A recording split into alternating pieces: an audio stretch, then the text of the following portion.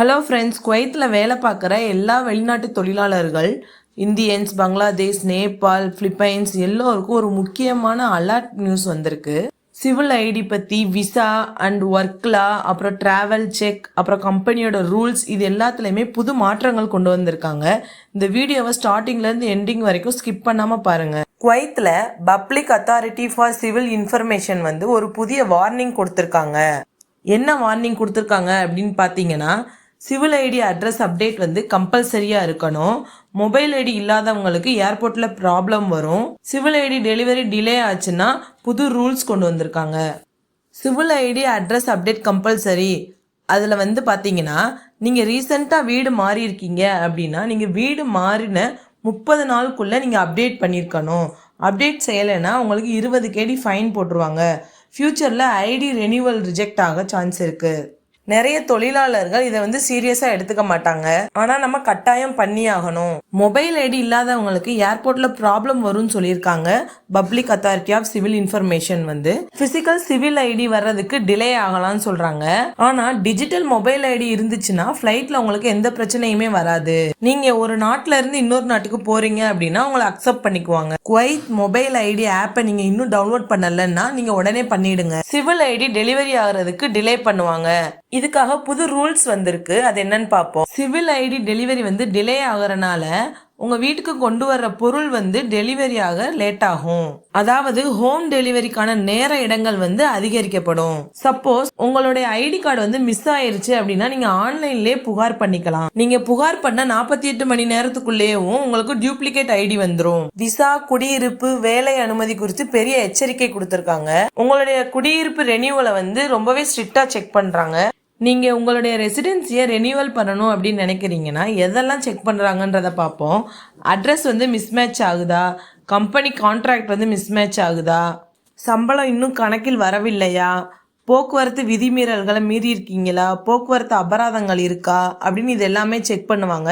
இதில் ஒரு சிறிய தவறு இருந்தாலும் உங்களுடைய ரினியூவலை ஹோல்டு பண்ணி வச்சுருவாங்க. விசா டிரான்ஸ்ஃபரை கடுமையாக செக் பண்ணுறாங்க. ஒரு கம்பெனில இருந்து இன்னொரு கம்பெனிக்கு டிரான்ஸ்ஃபர் ரொம்பவே ஸ்லோவா இருக்கு. ஸ்பான்சர் அப்ரூவல் ரொம்ப ஸ்ட்ரிக்டா இருக்கு. ஃபேக் ஜாப் டிரான்ஸ்ஃபர் செக் பண்றாங்க. ஒர்க்கர்ஸ் எக்ஸ்ப்ளாய்ட் குறித்து அரசு கடுமையான நடவடிக்கை எடுக்கிறாங்க. ஒர்க்கர்ஸ் எக்ஸ்ப்ளாய்ட் அப்படின்னா அங்கே வேலை பார்க்குற தொழிலாளர்களுக்கு வேலையை அதிகமாக வாங்குறது, சம்பளத்தை குறைக்கிறது, உரிமை தராமல் வஞ்சிப்பது, இதையெல்லாம் கவர்மெண்ட் கண்டிக்கிறாங்க. விடுபட்ட வழக்குகள், ஓடி மறைந்த வழக்குகள், அப்புறம் வேலை பார்க்க முடியாமல் வெளியேறின தொழிலாளர்கள், இவங்க எல்லாத்தையுமே ஸ்ட்ரிக்டாக கண்டுபிடிச்சு அவங்களுக்கு கடுமையான நடவடிக்கை எடுக்கிறாங்க. 1000க்கும் மேலான வழக்குகளை ரிஜெக்ட் பண்ணிட்டாங்க. என்ன வழக்கோ அதுக்கு எவிடன்ஸ் கேட்குறாங்க. ஒர்க்கர் ஸ்டேட்மெண்ட் கம்பல்சரி அப்படின்னு சொல்கிறாங்க. ப்ரூஃப் இல்லாத கேஸ் எல்லாமே ரிஜெக்ட் பண்ணிடுறாங்க. வேலை பார்க்குற தொழிலாளர்களுக்கு சட்டப்படி பாதுகாப்பு கொடுக்குறாங்க. Kuwait man power authority big announcement கொடுத்துருக்காங்க. சேலரி டிலே ஆனால் ஹெவி ஃபைன் போடுவாங்க. நீங்கள் வேலை பார்க்குற கம்பெனி உங்களுக்கு சேலரி கரெக்ட் டைமில் உங்களுக்கு டெபாசிட் பண்ணலை அப்படின்னா ஃபர்ஸ்ட் டைம் வார்னிங் கொடுப்பாங்க. அப்புறம் செகண்ட் டைம் 500 கேடி ஃபைன் போடுவாங்க. இதுவே ரிப்பீட் ஆச்சுன்னா அந்த கம்பெனி லைசன்ஸவே பிளாக் பண்ணிடுவாங்க. அந்த கம்பெனியில் வேலை பார்க்குற தொழிலாளர்களுக்கு டிரான்ஸ்ஃபர் ஆப்ஷன் ஓப்பன் பண்ணிடுவாங்க. தொழிலாளர்களுக்கு இது ஒரு பெரிய சப்போர்ட்டு. ஸ்ட்ரிக்டாக கவனிக்கிறாங்க.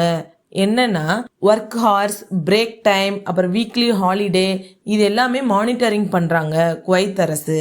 கம்பெனி சொன்ன மாதிரி 8 மணி நேரம் வேலை கொடுக்குறாங்களா, 1 மணி நேரம் பிரேக் தர்றாங்களா, வீக்லி ஹாலிடேஸ் கொடுக்குறாங்களா, பப்ளிக் ஹாலிடேஸ்லாம் ஃபாலோ பண்ணுறாங்களா அப்படின்னு எல்லாமே செக் பண்ணுறாங்க குவைத் அரசு. இது எல்லாத்தையுமே ஆன்லைன் போர்ட்டலில் அப்டேட் பண்ணணும்.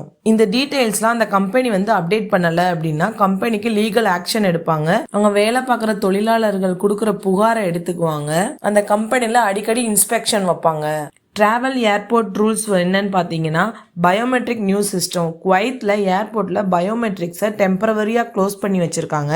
ஆனால் ஒரு 6 கவர்னரேட் பயோமெட்ரிக் சென்டரில் செய்கிறது compulsory ஆக்கியிருக்காங்க.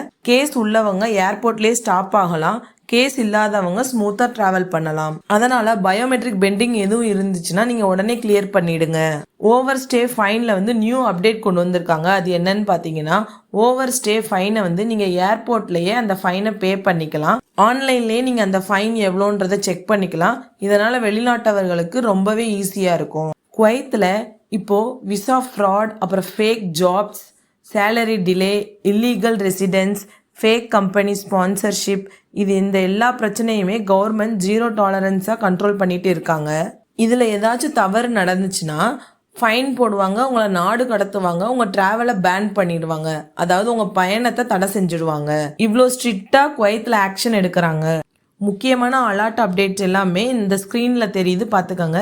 Civil ID address update compulsory, அப்புறம் mobile ID mandatory for safe travel, அப்புறம் residency renewal strict, visa transfer new filter, salary delay heavy fine, worker rights protection, biometric only in centres, airport checking strong. இந்த அப்டேட்லாம் கண்டிப்பாக நீங்கள் தெரிஞ்சிருக்கணும். இந்த news உங்களுக்கு ரொம்பவே யூஸ்ஃபுல்லாக இருக்கும்னு நினைக்கிறேன். இந்த வீடியோ பிடிச்சிருந்தா நம்ம சேனலை சப்ஸ்கிரைப் பண்ணிக்கோங்க. தேங்க்யூ.